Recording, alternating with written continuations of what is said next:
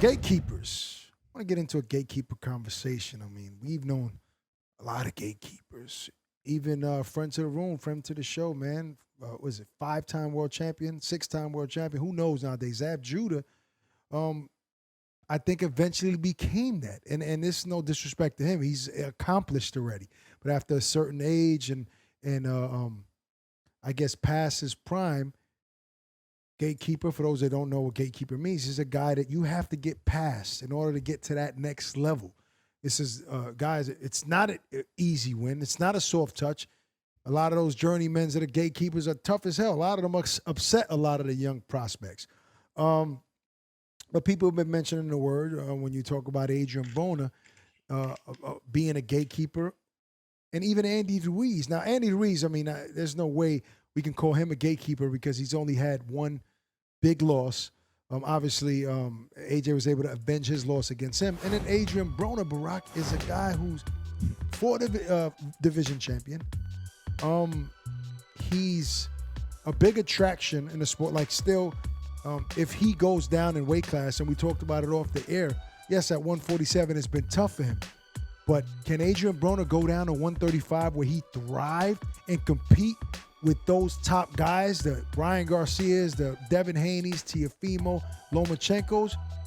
That's his win. That's his door. I think if he can go back down in weight, he can still be a main attraction in the sport. Very loaded statement. First, I want to talk about your references to gatekeeper. I believe that, yes, Zab Judah kind of fell into that category as a gatekeeper, meaning you beat him and then you can get a title shot or more. But I don't think it really matters when it comes to your legacy, because Adrian Broner, yes, he's a 4-division champ, but Zab was the last undisputed welterweight champ, and he was a 2-division champ. So that really doesn't matter, and that makes a better gatekeeper. And usually these gatekeepers are guys who've accomplished a lot, and then they might have fought too long and fell off a little bit, so therefore they're the older guy or less skillful guy now with less abilities, who the younger guys need to beat before they can get to a title. So the reason why I wouldn't call Adrian Broner is because, like what you're saying, your question is, can he go down in weight and still be very, very successful? I believe he can. I believe at 135 or under, he can be very, very successful because of his grit, his speed, and his power, you know. And but anything above that probably too much. So I wouldn't really. Basically, just because he still can be successful, some might even say that he still was a gatekeeper to Floyd, because Maidana gave him his first loss, gave Broner his first loss, and that propelled him into that situation where Floyd picked him as one of his partners. See, the only difference between Adrian Broner and a typical gatekeeper, now, yes, you're right, and I agree with you wholeheartedly that gatekeepers, for the most part, are guys that are already accomplished. So that's not a derogatory statement like calling a guy a gatekeeper. He's just past his prime, and he's a guy that people know, has a name, right?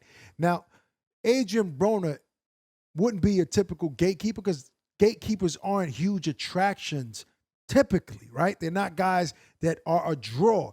Even though Adrian Broner might even go into a fight being an underdog, he's still the bigger draw in most cases. So, in pretty much all of his fights, right? So he brings a little bit more to the table than an average gatekeeper, and that's why his situation is unique. Yeah, and plus, I mean, come on. I'm not going to sit here and call Adrian Broner a gatekeeper. I think he's a hell of a fighter. I think he's somebody who, when he gets focused, he can do very, very well in the proper weight class, and I know he's going to continue to do well. You know, but even to that, Arturo Gatti, very famous, very popular. When he fought Floyd, he was kind of like a gatekeeper. He really wasn't in no position to really, really fight anybody, because we know personally what he was dealing with outside of the ring. He racked up a couple of losses already, but he was so popular that Floyd had to beat him in order to get to that point where people were saying, hey, you're the #1 fighter in the world. So you can still be popular and a gatekeeper. Yeah, I mean, you know, I'll give you one more statement about Adrian Broner. Now, I'll give you some context here. You know, he has won titles in 4 divisions, and this is just putting things in perspective on how good he is. He is still considered an underachiever, right? So when people expect that much from you, right? You've you've acquired a Hall of Fame career if you're basing it on accolades, and people still think, damn, you could do more. So that's how good Adrian Broner really is, outside of the shenanigans outside the ring. Either that's how good he really is, or just how high our expectations of him really was, because they were trying to compare him to Mayweather, and probably it was a little bit premature, but he was looking that good.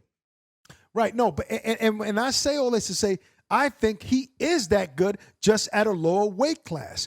Like you said, between 130 and 135, I think he is that good, meaning he can accomplish more. But when it comes to that, after fighting at 147 for a while, it's at this stage in his career, we don't know if he's that dedicated to really get. He said it recently. I'm giving myself back to boxing, right? But he wants a certain amount of money. If he's willing to make the sacrifices to make those weight 135, I think would be ideal. I think there'll be mega fights for Adrian to come for big paydays and possibly some big wins. I totally agree with you. But moving on, I mean, Andy Ruiz. Look, Andy Ruiz, and also we just got some recent news that it's official now. Him and Eddie Reynoso are going to be a team. He's going to be on Canelo's team, and that's not a bad team to be on. We're watching what Eddie is doing with the young Ryan Garcia and getting better every fight. So I guess he's in good hands. And maybe Eddie and Canelo, maybe that pedigree will get him in line to be disciplined, and not what he did to Manny Robles, who's a good trainer as well. I mean, let's hope so, because you don't want to see Andy Ruiz fall into the Buster Douglas effect. When I watched the Buster Douglas fight against Mike Tyson, I realized that Buster Douglas will give anybody problems in the heavyweight division. Maybe he wouldn't have beat Evander Holyfield, but he wouldn't have just fell to Evander Holyfield like he did. And as far as Andy Ruiz training with Eddie Reynoso, I love it. I'm a firm believer in sometimes you need change. I think change is the only constant in life. So I look at Miguel Cotto's career, where he looked like he was washed up, and then he went with Freddie Roach and had like 3 consecutive fights until he met Canelo, but he was just destroying guys. I look at guys like Jamel Herring, who had 2 consecutive losses, got with Bo Mack and over there with Terrence Crawford and that crew, and I don't know, I think he's on a 5-fight win streak. So I think that this could be, as long as he commits himself to real hard training, I think this could be really, really good for him. I like what Eddie Reynoso did with Ryan Garcia, by the way, as well. No, look, it's just interesting because I think Eddie is starting to get the recognition and the credit he deserves. So it's a big story. Now you're with this guy. So and Andy he's an exciting fighter to watch. I think he'll get big fights. Like you said, we just have to see if he's willing to sacrifice whatever he needs. I don't care if it's cheeseburgers, donuts, or whatever it is for him to be at a proper weight to fight and compete at a high level. If he's willing to do that, I think he's still going to be a major player in the heavyweight division. But no way we can call him a gatekeeper. No, not at all. And James Buster Douglas, maybe. Let's see what he does the next time he's in the ring. There's still room for him to be the next James Buster Douglas. That's true. What I want to know is, does he have the skill level? Does Andy Ruiz have the skill level to actually compete? We see how Joshua gave him a shutout. So just because you get a new trainer, does he even have the ability? Can he be taught to actually compete with these guys like Fury and AJ and even Wilder? To be honest with you, Barak, I think he's a hell of a fighter, but I think it'll be tough for him to compete with those guys. I think that AJ made himself vulnerable and fought just the wrong type of fight, and not to take credit away from Andy. But I think when guys smarten up the way AJ did, it's going to be tough for him to compete with those giants in the sport today,